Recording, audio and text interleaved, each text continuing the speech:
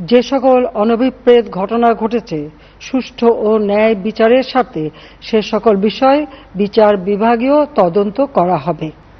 অহেতুক কতগুলি মূল্যবান জীবন ঝরে গেল। আপনজন হারাবার বেদনা যে কত কষ্টে তা আমার থেকে আর কে বেশি জানে। যারা মৃত্যুবরণ করেছে তাদের আত্মার মাগফিরাত কামনা করছি। পরিবারের সদস্যদের প্রতি গভীর সমবেদনা জানাচ্ছি। আমি প্রতিটি হত্যাকাণ্ডের নিন্দা জানাই। যে সকল ঘটনা ঘটেছে তা কখনোই কাম্য ছিল না। এই ধরনের ঘটনার সঙ্গে যারা জড়িত তাদের চিহ্নিত করে উপযুক্ত শাস্তির ব্যবস্থা করা হবে। যারা হত্যাকাণ্ডের শিকার হয়েছে তাদের পরিবারের জন্য জীবন জীবিকা নির্বাহের ক্ষেত্রে যে সহযোগিতা দরকার তা আমি করব।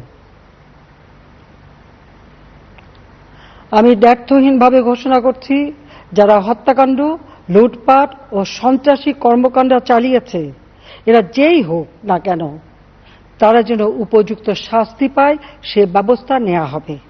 আমি আরও ঘোষণা করছি, হত্যাকাণ্ড সহ যে সকল অনভিপ্রেত ঘটনা ঘটেছে সুষ্ঠু ও ন্যায় বিচারের স্বার্থে সে সকল বিষয় বিচার বিভাগীয় তদন্ত করা হবে।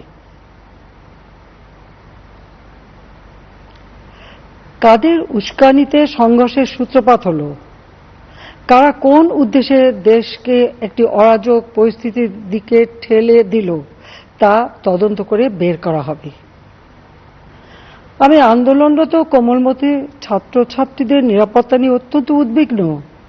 এই সন্ত্রাসীরা যে কোনো সময় সংঘাতের পরিবেশ তৈরি করে তাদের ক্ষতি সাধন করতে পারে।